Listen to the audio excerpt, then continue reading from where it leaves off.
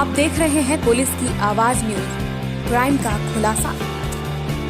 नमस्कार, स्वागत है आप सभी का। आप देख रहे हैं पुलिस की आवाज और मैं हूं आपके साथ शालिनी पाठक। बुलेटिन की शुरुआत करेंगे इस वक्त की बड़ी खबर के साथ। दर्शकों, आपका स्वागत है हमारे चैनल पुलिस की आवाज में और मैं हूं आपके साथ BL पांडे।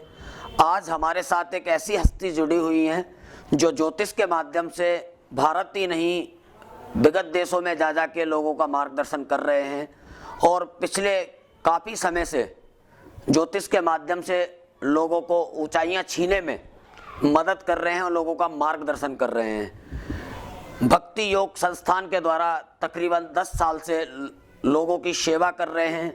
असहाय निर्धन लोगों को भोजन इत्यादि वितरण करते हैं। ऐसे ही ज्योतिष आचार्य आज हमारे साथ जुड़े हुए हैं। श्री देवांग जी महाराज श्रीधाम वृंदावन से आज हमारे स्टूडियो में पधारे। आइए बात करेंगे उनसे कि आने वाला 2021 हमारे देश और हमारे जीवन के लिए कैसा रहेगा। महाराज जी, आपका स्वागत है हमारे चैनल में। बहुत बहुत धन्यवाद। महाराज जी, हमारे दर्शक जानना चाहते हैं कि अफवाहें उड़ रही हैं जैसे 2020 में कोरोना महामारी ने पूरे देश को जो है जिस आपदा में डाल दिया और जिस तरीके से देश को जो है लॉस हुआ है, आम लोग ज़्यादा प्रभावित हुए हैं उससे।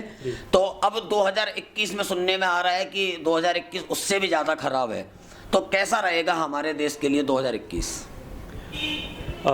देखिए, एक तो कई प्रकार के लोग अपने अपने मन से भी आगे की एक परिकल्पना कर लेते हैं कि आगे इस वर्ष भी कहीं पिछले वर्ष जैसा ऐसी आपदाएं हमारे जीवन में ना आ जाए जी। तो ये कभी कभी लोगों का डर भी होता है, लेकिन ऐसी कोई गंभीर समस्या पिछले वर्ष जैसी हमारे अब इस वर्ष में आने की संभावना नहीं है। विशेष रूप से अगर हम स्वास्थ्य के विषय में बात करें तो ऐसी महामारियों का दोबारा पुनरागमन अब हमारे जीवन में नहीं होने वाला है। जैसे गुरुजी अभी देखने को मिल रहा है बर्ड फ्लू आ गया, अभी कोरोना खत्म नहीं हुआ, वैक्सीन आई ही हुई है कि बर्ड फ्लू आ गया, तो क्या आगे इस तरीके की आपदा आती रहेगी? देखिए, एक चीज़ है, आपको ये चीज़ तो समझनी भी होगी हर व्यक्ति को जी कि बर्ड फ्लू आखिर क्यों आता है। और एक चीज़ और मैं बताऊं, आप लोगों को शायद ये बात बहुत रोचक लगे कि कोरोना भी एक तरीके से बर्ड फ्लू का ही सोर्स था। पार्ट बर्ड फ्लू का कह लें, लेकिन इस एक तरीके से ये निकला ऐसी जगह से ही है जहाँ जानवरों को बहुत ही ऐसे माहौल में रखा जाता है, बहुत एकदम उनको कसे हुए माहौल में रखा जाता है, पिंजरों में। जैसे आपने सुना होगा, चाइना में एक वुहान नाम का शहर है जी, उसको कहते हैं कि मतलब चाइना का सबसे ज़्यादा मीट का एक्सपोर्ट उसी शहर से होता है। और वहाँ पर अगर आप देखें कि किस विषम परिस्थितियों में, किस बुरी हालत में वहाँ पर ऐसे बेचारे जो पशु पक्षी हैं जिनको वो लोग खाते हैं, उनको उस प्रकार से वो वहाँ पर रखते हैं, तो वहाँ पर ऐसी बीमारियों का जन्म ले लेना बहुत आम बात है। और वही यहाँ पे भारत में बर्ड फ्लू, और बर्ड फ्लू पहली बार तो आया नहीं है। आपने सुना होगा पहले भी बर्ड फ्लू दिल्ली में और बड़े बड़े शहरों में आता ही रहता है। अच्छा, अब ये आप समझें कि बर्ड फ्लू सिर्फ भारत, चाइना और ऐसे एशियन कंट्रीज़ में ही क्यों आता है, ये अमेरिका या इंग्लैंड ऐसे देशों में क्यों नहीं आता। वहाँ पर भी मांस का सेवन लोग भारी मात्रा में करते हैं, लेकिन वहाँ पर प्रॉपर हाइजीन और सैनिटाइजेशन का ख्याल रखा जाता है। ऐसी गंभीर परिस्थितियों में ऐसे जो जानवर हैं जिनको मार के खाते हैं, ऐसे उनको नहीं रखा जाता। तो ऐसे जब रखेंगे तो वहाँ पर ये ऐसी बीमारियाँ फैलना आम बात है। और लोगों को अपने पर्सनल हाइजीन की, अपने खुद के निजी स्वास्थ्य की जो चिंता है स्वयं खुद को करनी पड़ेगी। अब मास्क पहनना है आपको अगर कोरोना से बचना है। सरकार ने पिछले वर्ष कितनी अनाउंसमेंट्स, कितनी हिदायत दी कि भाई आप मास्क पहनिए। अब अगर आप खुद अपने स्वास्थ्य को लेकर के सावधान नहीं हैं तो फिर तो ऐसी बीमारियां आपको जल्दी पकड़ेंगी, फिर इसमें सरकार का तो कोई दोष नहीं है। तो मतलब कहीं ना कहीं लोगों को खुद सतर्क रहने की आवश्यकता है। तो गुरुजी, अब 2021 कैसा रहेगा हमारे देश के लिए? 2021 स्वास्थ्य की दृष्टि से देखिए, अभी एक बड़ी समस्या से हम बाहर निकले हैं और धीरे धीरे निकल रहे हैं, और वैक्सीन भी अब हमारे देश में, ये सबसे बहुत खुशी की बात है। बहुत ही मतलब बहुत बधाई देनी चाहिए हमें अपने देश को कि इतना सब कुछ होने के बाद भी आज इस हम मुकाम पर हैं कि हमने अपनी वैक्सीन खुद बना ली है और धीरे धीरे अब हम सभी लोगों को वैक्सीनेट करने में सफल भी हो जाएंगे। तो इस सदमे से निकलने में थोड़ा समय तो लगेगा, लेकिन और अन्य विषयों की अगर हम बात करें तो भारत का भविष्य आगे आने वाले समय में उज्जवल ही है। ख़ास तौर से अभी अगर मैं आपको कहूँ तो भारत की जो राष्ट्रीय जो कुंडली है, जो हम ज्योतिष शास्त्र के अनुसार अगर हम देखते हैं तो जैसे एक व्यक्ति का जन्म होता है वैसे ही एक राष्ट्र का भी जन्म दिवस होता है। वो जन्म दिवस राष्ट्र का उस दिन माना जाता है जिस दिन उस राष्ट्र को स्वतंत्रता हासिल होती है। जैसे भारत का 15 अगस्त 1947 और मध्य रात्रि 12 बजे भारत को स्वतंत्रता मिली थी। अगर हम उस समय और उस तिथि के हिसाब से जब कुंडली बनाते हैं तो वही भारत की जो नैतिक जो राष्ट्रीय कुंडली है वो भारत की वही उसी के आधार पे बनती है जी। उसके आधार पे अगर हम चलें, जैसे एक व्यक्ति के जीवन में घटनाएं घटती हैं, दशाएं बदलती हैं, वैसे एक राष्ट्र के भी जीवन में दशाएं आती और जाती रहती हैं।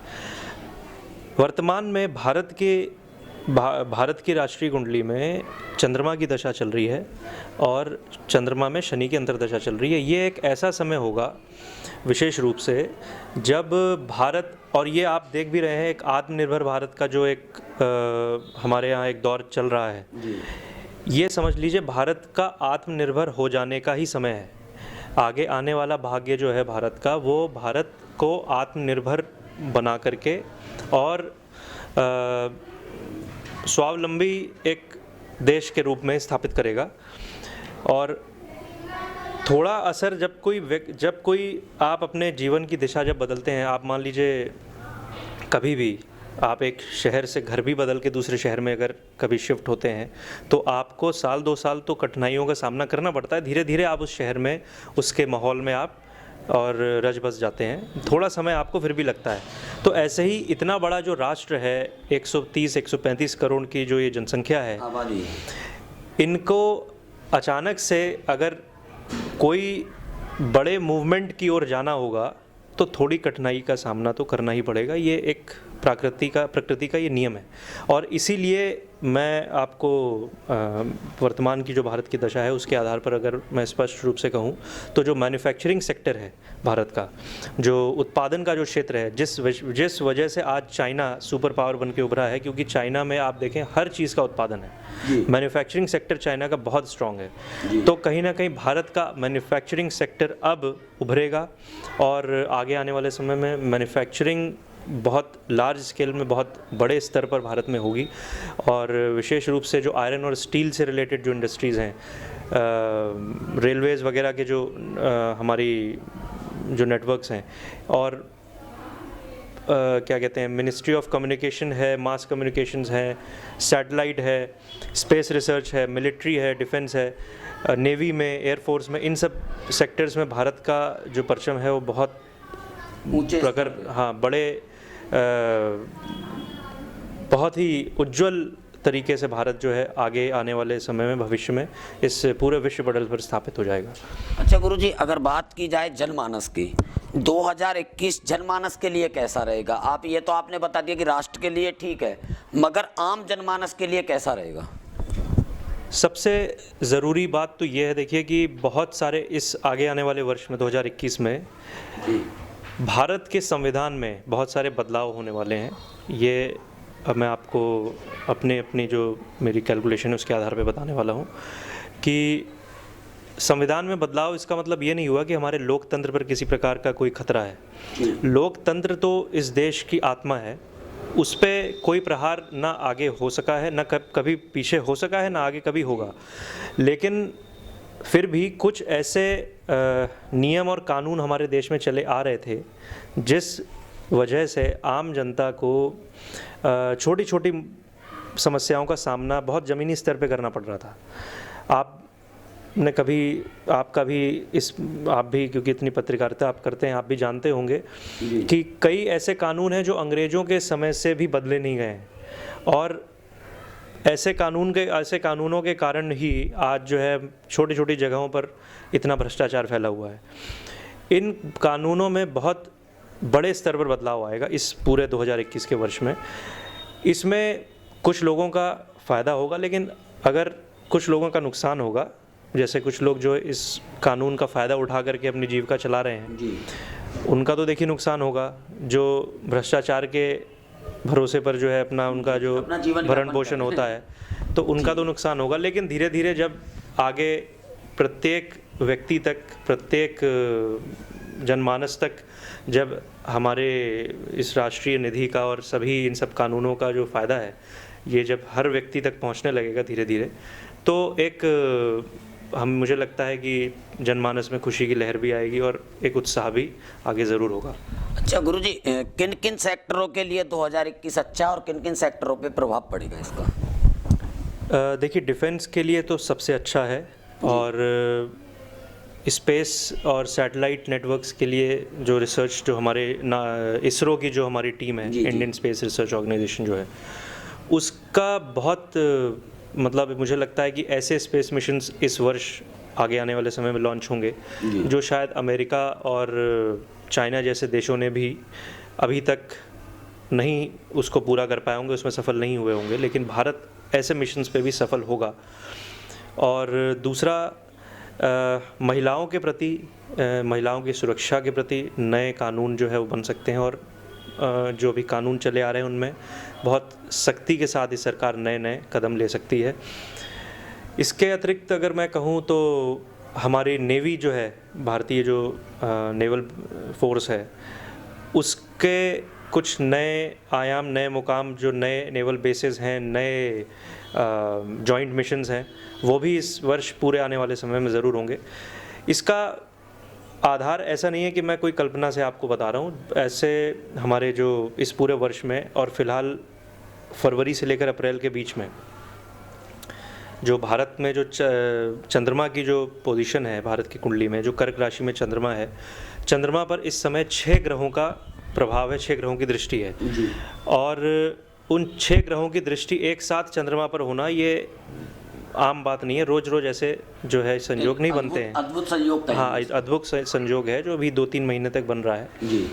तो इस कारण से चंद्रमा की महादशा है, और चंद्रमा का एक नक्षत्र है जिसे हम कहते हैं श्रवण नक्षत्र, जो टेक्नोलॉजीज़ को रिप्रेजेंट करता है, जो नए नए जो आपके आप तकनीक के क्षेत्र में जो आप कुछ नए इन्वेंशंस करते हैं, कुछ नया आप लेकर के आते हैं, तो श्रवण नक्षत्र विशेष रूप से तकनीक के क्षेत्र में आपको, तो श्रवण नक्षत्र में भी गुरु, शनि और बुध, शुक्र आदि सभी ग्रह जो हैं श्रवण नक्षत्र में हैं इस 2 महीने के अंतराल में। तो इसका प्रभाव बहुत अच्छा होने वाला है हमारे आगे आने वाले समय में। और दूसरी एक चीज़ ये भी है, भारत का जो भारत के पड़ोसी देश हैं उनके साथ थोड़ा संबंध में विकार भी आ सकते हैं और आएंगे भी, और ज़रूरी नहीं है कि जो पुराने से भारत के जो भारत के जो साथ में चले आ रहे, जो भारत के जो देश, ऐसे देश जिनके साथ भारत की मित्रता थी, अच्छे संबंध थे जी। वो संबंध टूट भी सकते हैं, नए संबंध स्थापित हो सकते हैं, नए देशों के साथ संबंध अच्छे हो सकते हैं, पुराने देशों से संबंध में विकृति आ सकती है। ये भी इस आने वाले समय 2021 में हमें देखने को मिलेगा। और दूसरा एक और भी बात है कि भारत पर आतंकवादी हमले भी इस वर्ष में, मतलब आगे इस प्रकार के संभावना है जी। और जो जैसे हम कई बार पाकिस्तान का उदाहरण देते हैं कि पाकिस्तान की ओर से ऐसे हमें आतंकवादी हमले और टेररिस्ट अटैक्स होते रहते हैं, लेकिन फिर भी पाकिस्तान के पीछे चाइना और अन्य ऐसे देशों का एक बहुत बड़ा सपोर्ट है, जिस कारण से भारत को, क्योंकि हमारा जो शत्रु है वो प्रत्यक्ष नहीं है और ना ही प्रत्यक्ष रहेगा, क्योंकि भारत की कुंडली में लग्न में राहु बैठा हुआ है, और अभी फिर से इस पूरे वर्ष ही दिसंबर तक भारत की जो कुंडली है जिसका जो लग्न है वो है वृषभ राशि, भारत की कुंडली में लग्न है, लग्न भाव है, वृषभ राशि में फिर से राहु है और बहुत स्ट्रांग पोजीशन में है। राहु एक ऐसा ग्रह होता है जो आपसे चीज़ों को कभी स्पष्ट नहीं होने देता, ट्रांसपेरेंसी नहीं होने देता, सब कुछ जो है वो बहुत धूमिल रखता है। तो आप जिस प्रकार से भारत अगर देखें कि चाइना के साथ बहुत बायलैटरल एग्रीमेंट्स चल रहे हैं, बहुत फ्रेंडली कॉन्फ्रेंसेस चल रही हैं, लेकिन उसके पीछे कहीं ना कहीं एक दोहरा चरित्र भी चाइना और पाकिस्तान जैसे देशों का रहेगा, और इससे भारत की सेना को, भारत के हमारी सरकार को सावधान रहना चाहिए। अच्छा गुरुजी, आम जनमानस के लिए कैसा रहेगा, किस चीज़ पे प्रभाव पड़ेगा इसका? देखिए, जब जैसे मैंने आपको बताया कि उत्पादन के क्षेत्र में सफलता मिलेगी, भारत जो है उत्पादन के क्षेत्र में आगे बढ़ेगा, लेकिन कहीं ना कहीं फॉरेन डायरेक्ट इन्वेस्टमेंट्स जो होते हैं वो कम होंगे भारत में, और भारत के बाहरी जो निवेश हैं, जो बाहर के देशों से जो निवेश आते हैं उसमें भारी गिरावट आएगी, और इस गिरावट के चलते जो कॉरपोरेट सेक्टर है उस पर सबसे ज़्यादा प्रभाव पड़ेगा। जैसे जो आईटी इंडस्ट्री है, और विशेष रूप से जो सॉफ्टवेयर डेवलपमेंट की जो क्षेत्र हैं, और जो बहुराष्ट्रीय जो कंपनियां हैं, मल्टीनेशनल कंपनीज जो भारत में, उसका वो कहीं ना कहीं आपको भारत में उनके पैर जो है वो ढीले पड़ने लगेंगे, वो धीरे धीरे यहाँ से वापस भी जा सकती हैं, या फिर भारत में जो इनके ऑफिसेज़ हैं उनको क्लोज डाउन करके किसी एक एशियन कंट्री में ही अपना कंबाइंड एक ऑफिस बना के सेटअप करके अपना काम करें। लेकिन भारत में नए स्टार्टअप्स भी हैं, वो साथ साथ उभरते रहेंगे। जैसे मैन्युफैक्चरिंग सेक्टर का मतलब है कि भारत अपने स्टार्टअप्स भी लेकर के आएगा, लेकिन बाहर की जो कंपनीज़ हैं वो कहीं ना कहीं भारत से छोड़ करके वो भारत से विदा होती रहेंगी। तो अब उस जो कंपनियों में काम करने वाले जो लोग हैं उनके रोजगार पर उसका असर पड़ेगा ही। तो इस प्रकार से आपने गुरुजी को सुना, गुरुजी ने कहा कि फरवरी से लेके अप्रैल तक भारत के लिए बहुत अच्छा समय है, और इस समय में भारत बहुत कई सारी ऊंचाइयां छू सकता है। जैसे कि गुरुजी ने बताया कि हमारे देश में इसरो जो हमारी कंपनी है, जो कि हमारे देश के लिए रिसर्च करती है, उसको बड़े मुकाम मिल सकते हैं, वायुसेना को बड़े मुकाम मिल सकते हैं, नेवी को बड़े मुकाम मिल सकते हैं। मतलब हमारे देश के लिए ये जो 2 महीने हैं, 2 से 3 महीने हैं, ये हमारे देश के लिए बहुत लाभदायक हैं। और जब गुरुजी से बात की गई दुष्परिणाम की, तो गुरुजी ने कहा जब भारत आत्मनिर्भर बनेगा तो जो मल्टी लेवल की कंपनियां हैं वो भारत को छोड़ के जा सकती हैं, और जो लोग उनमें नौकरी करते हैं उनके कहीं ना कहीं रोजगार पे असर पड़ेगा। पुलिस की आवाज़ के लिए BL पांडे की रिपोर्ट, मथुरा।